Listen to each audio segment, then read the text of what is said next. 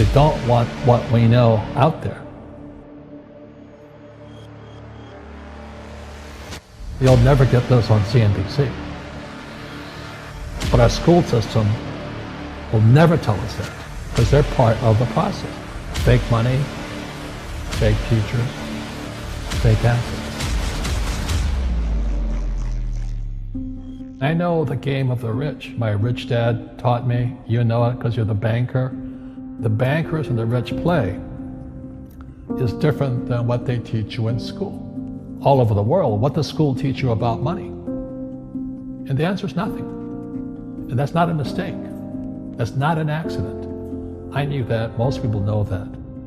The way to keep the poor and middle class working hard is never teach them what the rich know. So if you read Rich Dad, Poor Dad, which came out in 1997, it's what the rich teach their kids about money, the poor and middle class do not. Poverty hurts. I mean, I don't like it. And I don't like that our academic system's so corrupt. You know, we know the banking system's corrupt. We know politics is corrupt. But academics is just as corrupt. I mean, one thing if it's the banking and the politics, but this is where we send our children and we trust them to do the right things for them, and yet they're being not taught something so fundamental. Like you asked your dad when you were a kid, Dad, you asked your teacher, when are you going to teach us about money? And it was just never. Never. And they'll never will. You know something. What do you know? Share it. What is financial education? It's not get a job, work hard, save money, and invest in a well-diversified portfolio of stocks, bonds, mutual funds, and ETFs. The financial industry is two things, debt and taxes. In 1971, Nixon took the dollar off the gold standard, and the US dollar became debt. And we still tell kids to go to school, get a job, work hard, save money, and get out of debt. Now, who tells them to do that? That's the most ridiculous thing there is. The book starts and it says, lie number 1, saving money will make you rich. Yeah, it never will. You know that. All taught that as kids. Why would you save it and why would you work for it if they can print it faster than you can work for it? Why do you keep saving when they're printing it? The rich don't work for money. Don't you touch that stuff. It's very subtle, right? Yeah. They don't say, I'm going to train you to be a worker bee the rest of your life, but they educate you in a way where that's what you come out. Right. What else was what was he trying to do those first few months were you working for him? What was he trying to get across to you? Because he taught you the hard way about money. And she says, if you're going to be successful in your life, you've got to find the best teachers. And a great teacher is somebody who comes from the inside, not the outside. But in school, you don't know if your instructor is for real or not. That's where the fake teacher comes from. I said, I want you to teach me about money. So why should I teach you? He said, but if I teach you, you work for me for free. And I said, why for free? And my poor dad went nuts. He says, because if I pay you, you think like an employee. Your brain will change. If you learn never to work for money, you'll be a rich man. And this is powerful. Once you give someone a paycheck, their brain turns off. Correct. Because it's... And then the promise of a pension. Right. And job security. Which is kind of a paycheck in disguise. Correct. After you stop working. Give the man a fish, eats for the day, teach him to fish, eats for a lifetime. And most poor people confuse assets for liabilities. They think their home is an asset, it's actually a liability. Right. An asset is a noun, like a house. Cash flow is a verb. So to understand if it's an asset or liability, it takes a noun plus verb.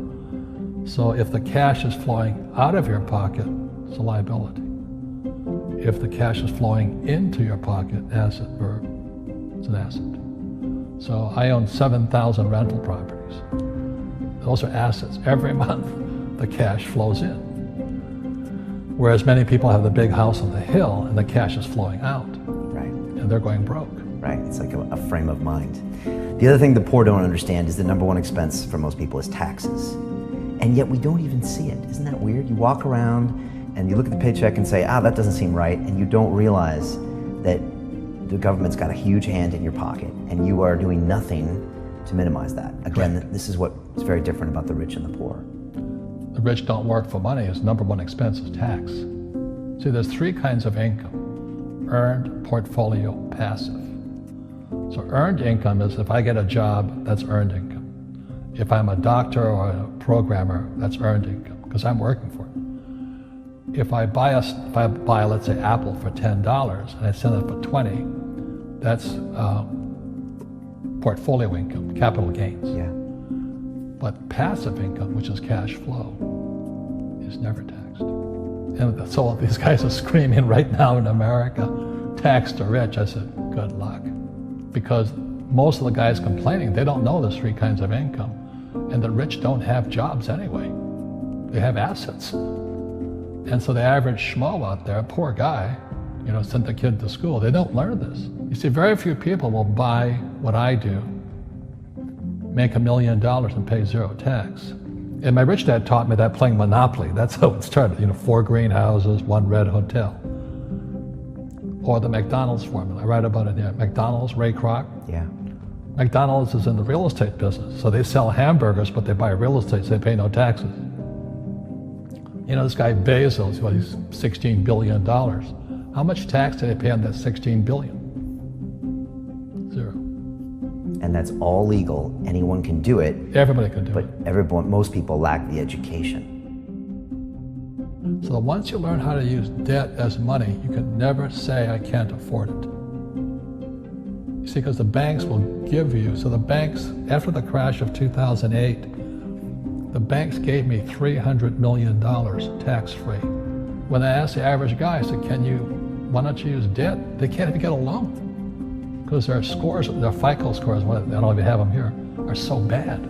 The school teachers will never tell you that because they don't know it. My poor dad never knew that. You don't know if something is an asset or a liability until you can say which way the cash flows. So a house, is it an asset or liability? Well, if it's taking money from your pocket, it's liability. If it's putting money in your pocket, it's an asset. The US government wants me to provide housing, wants me to provide jobs, wants me to borrow money because that's how money is created through debt. I get huge tax breaks. Everybody can do the same thing if they had the financial education to do it. If people understood the tax code, we'd be more prosperous. But can poverty be passed through genetically? Yes. Because it's some type of way of thinking. It's an attitude. An attitude. It's very simple. When people ask me, how do I stop it? I just say, never say, I can't afford it. Ask yourself, how can I?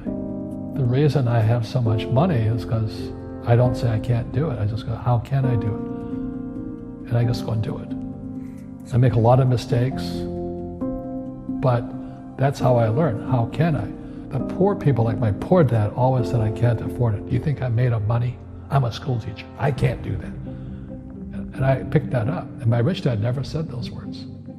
So when I meet poor people, they use the words I can't a lot. So the people that say I can't afford it, I can't do this, I can't get to college, the rich are evil, I choose not to participate in that. And that's one thing people could change today. Correct. Right now is that dialogue in their head. Stop saying the word can't. I can't. Right. So how can I? How can I? Especially as in, I can't afford it, how can I afford that? Right. Because that opens them up to looking at it as an investment to a greater future. Right. When I borrowed $300 million, I couldn't do it until I went to ask. And I got turned down so many times. I said, and every time I showed the banker my financials and he'd go, sorry. I said, look, do me a favor. Why did you turn me down? And he'd tell me, this is out, the numbers are out here. So if I get these numbers fixed, can I come see you again? He goes, sure. So it's called rejection. Same as my wife rejected me for 6 months. It's just a matter of personal willpower, which is spiritual. Just saying, if they can do it, I can do it. And how can I? How can I? And I think it's you once said, words become flesh. Yep. That's the Bible too. Intelligence increases through your mistakes, through the ups and downs, through what you learned. Real estate's real estate, but what I learned made me richer, not the money. You don't need money to make money. I think all of us, every human being has that low point in their life. And if they get the message, a new life begins. If they don't get the message, they keep going down. The richer I got was because I didn't need any money. I could use this to make money. But how did I get there? Is I made a lot of mistakes. people are afraid of making mistakes and all this, fear of failing, it limits them. Nice, so very nice.